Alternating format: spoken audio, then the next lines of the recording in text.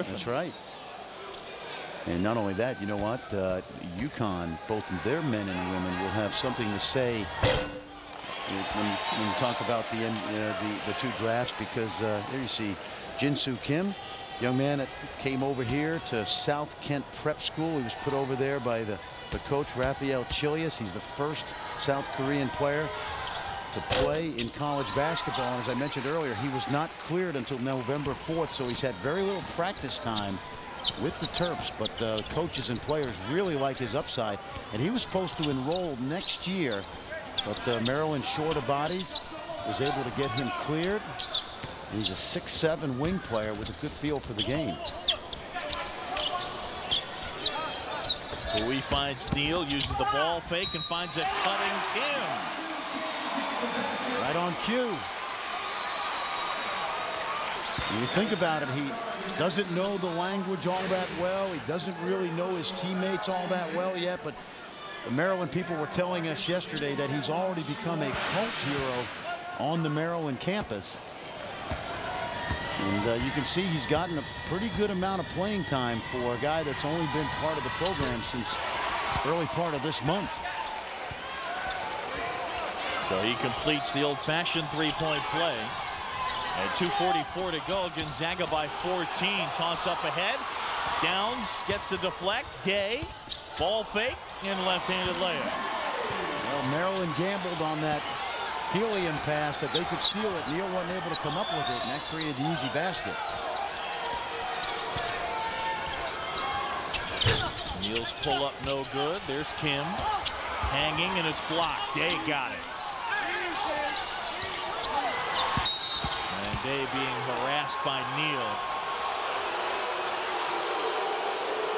Gonzaga shooting 52%, led by Josh Heitfeld, 9 out of 10. Well, what a breakthrough game for a guy that missed the first 11 games last year and then really played the rest of the season with a stress fracture in his foot. He was really never healthy. Surgery afterwards. But this is the Josh Heitfeld that the coaching staff recruited 5 years ago. And what a lift he gives them. What a line today.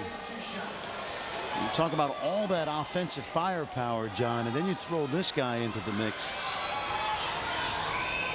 He is our Old Spice player of the game, Josh Heitfeld. I mean, last year with the injuries, he really went backwards. You said he was playing kind of on one foot.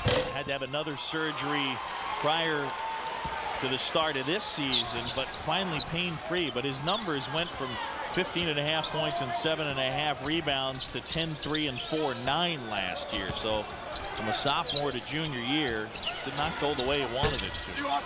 And the thing you like is that at the end of his sophomore year, he was suspended because of the drug possession issue, and he stood up like a man. He basically begged his teammates to take him back. He apologized to the coaching staff. Spokane's a small community. It's a great city, but it's a city where everybody knows everybody. And it was an embarrassment to the school and the program. And he, the very rare situation where a Gonzaga player has met with some legal difficulty, and he handled it, I think, with maturity. Gonzaga here by 17. I beg your pardon, by 17.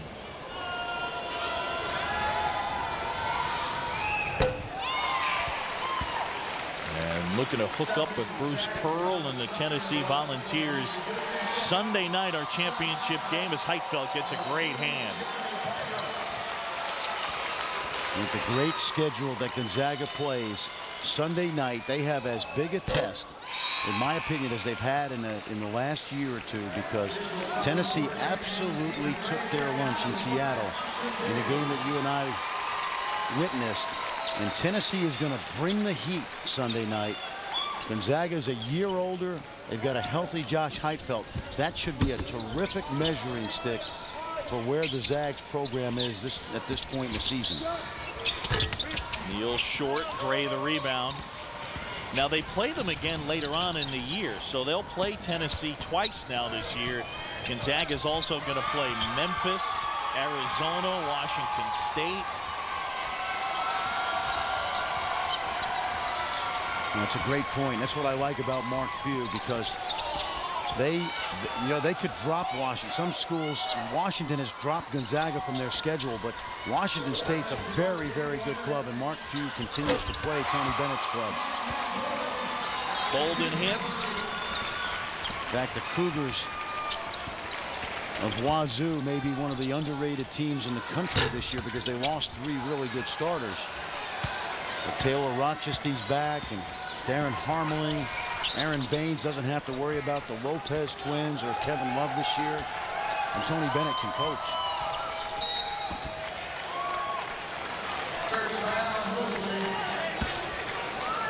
Well, here's that non-conference schedule we talked about.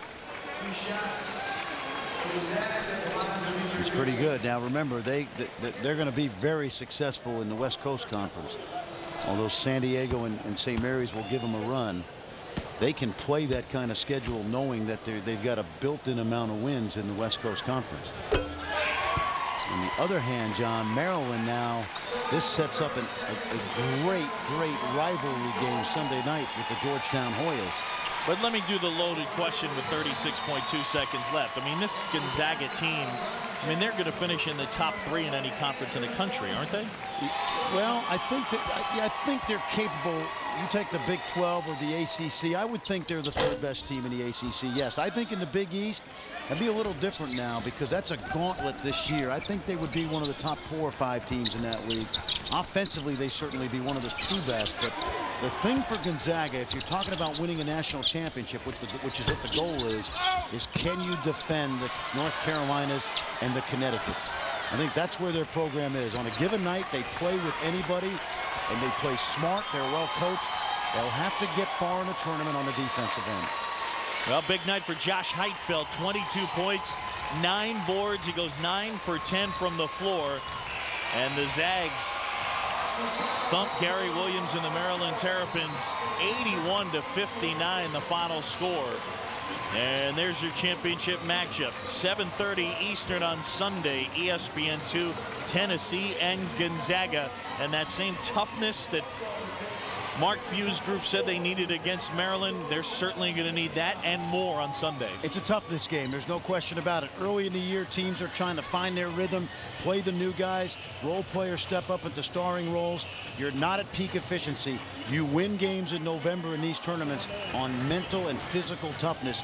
So that's why it's going to be a great battle, because Tennessee brings it on every possession, John. Very, very versatile offensive team for Mark Few, and they got Heitfeld going in this one.